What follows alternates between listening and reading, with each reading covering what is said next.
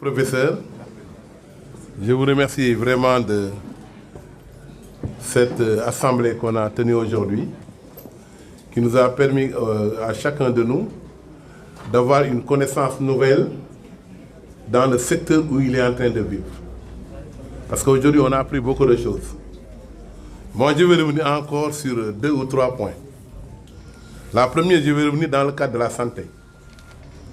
Pour vous dire que dans le cadre de la santé, tout ce que vous avez sorti dans les enquêtes, c'est des réalités qu'on a vécues dans cette ville. Parce qu'il y a un traumatisme dans la tête des populations qui a été créé par l'incident des bébés qui ont été tués au niveau de l'hôpital. Ça, c'est le premier point. C'est le plus grand traumatisme des populations de Tivaouane. Et ce traumatisme n'a pas encore été réglé parce qu'on n'a pas fait la communication nécessaire pour sociologiquement dire aux gens c'est un accident qu'on pouvait faire et qui peut ne pas être revu tout le temps. La deuxième chose, c'est qu'au niveau de l'hôpital, il y a eu aussi beaucoup de revendications et de négligences de la part du personnel. Parce qu'on a eu beaucoup de personnes non qualifiées qui ont été au niveau de l'hôpital. La troisième, c'est qu'il y a eu beaucoup d'étudiants qui sont des étudiants en formation qu'on a amenés ici et qui ne sont pas des professionnels. Ce ne sont pas des médecins titulaires, c'est-à-dire c'est des stagiaires qu'on a amenés. C'est ça qui a causé la majeure partie des problèmes qui ont existé au niveau de cet hôpital. Donc ça, c'est quelque chose sur lequel on a écrit au ministère de la Santé pour attirer leur attention sur le fait qu'on est un hôpital de niveau 2, mais on n'a pas le personnel nécessaire qui doit accompagner cet hôpital dans le cadre de son travail. Ça, c'est un premier point. Dans le cadre des autres structures de santé qui sont au niveau de la commune, c'est le centre de santé de Kermas. Ce qu'on a pu faire, c'est que dans ce cadre de santé, comme je vous ai dit tout à l'heure, c'était des bénévoles. Tout à l'heure, on a dit qu'il faisait des tontines dans comment ça s'appelle, dans l'hôpital. Mais la tontine, ça existait parce que tout simplement, ils n'avaient pas de salaire. Les agents étaient là, ils n'avaient pas de salaire. Donc, pour se compléter, ils faisaient une tontine qui les permettait au moins de pouvoir vivre ou bien de pouvoir s'occuper de leur truc. C'est une situation que j'ai réglée il y a 2 mois de cela, parce que je n'étais pas au courant de ça, et j'ai embauché l'ensemble des agents de santé qui sont restés 15 ans des temporaires, ou 16 ans, ou 17 ans, ou 18 ans qui sont des temporaires. Et ça, je l'ai enlevé automatiquement, parce que pour moi, il est inadmissible que quelqu'un soit temporaire pendant 15 ans, ou bien pendant 10 ans, ou bien 12 ans. Ça, c'est des choses qu'on a fait. C'est-à-dire, dans l'étude que vous nous avez faite, on avait créé, on était en train de régler certaines situations avant même que vous n'arriviez. Donc, vous nous poussez à pousser encore dans ce cadre-là. La seule difficulté qu'on a, tout à l'heure, je l'ai entendu, c'est entre les Badiane Diop et les agents communautaires. Et dans ce cadre-là, je pense qu'il y a un travail à faire parce que ça n'a pas été fait. Donc, bon, maintenant, ça aussi, je pense qu'on va le réguler. Parce que j'ai vu que les Badiane Diop, ils sont en train de dire qu'ils devaient recevoir 50 000, mais ils ont reçu 25 000. Alors maintenant, ce n'est pas la commune qui les paye.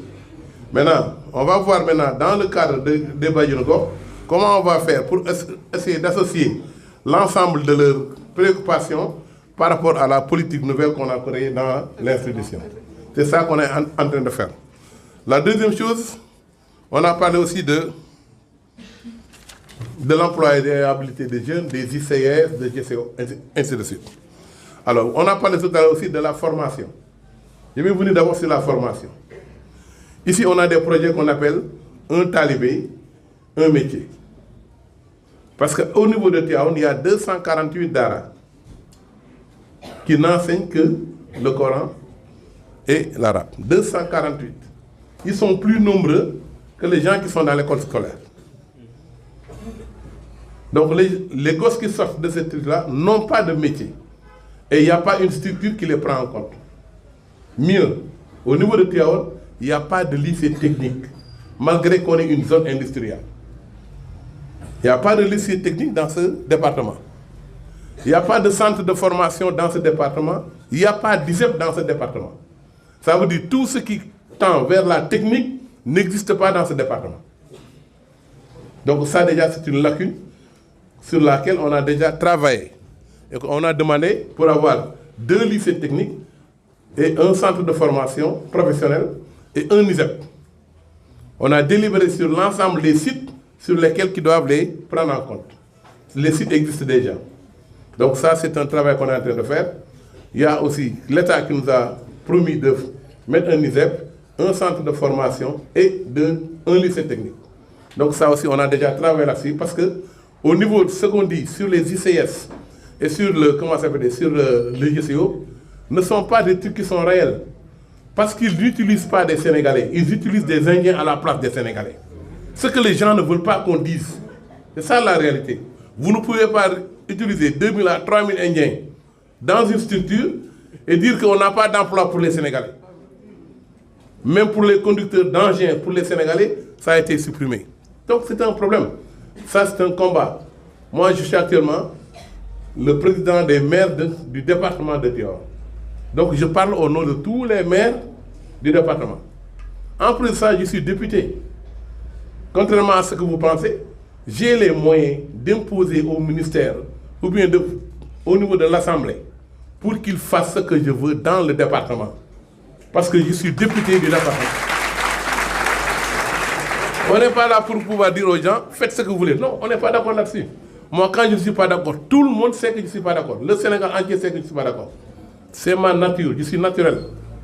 Donc, monsieur le professeur, pour vous réconforter, l'ensemble des points que vous avez soulevés, c'est un nouveau combat qu'on va prendre et qu'on va porter. Merci.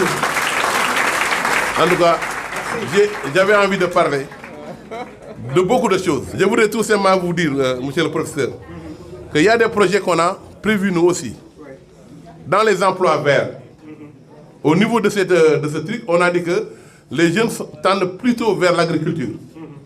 On a fait la délibération sur 250 hectares concernant l'agriculture, concernant les jeunes ou bien les daras, qu'on va mettre en périmètre pour permettre aux jeunes de pouvoir exercer dans ces trucs le métier ou bien la formation d'agriculteur.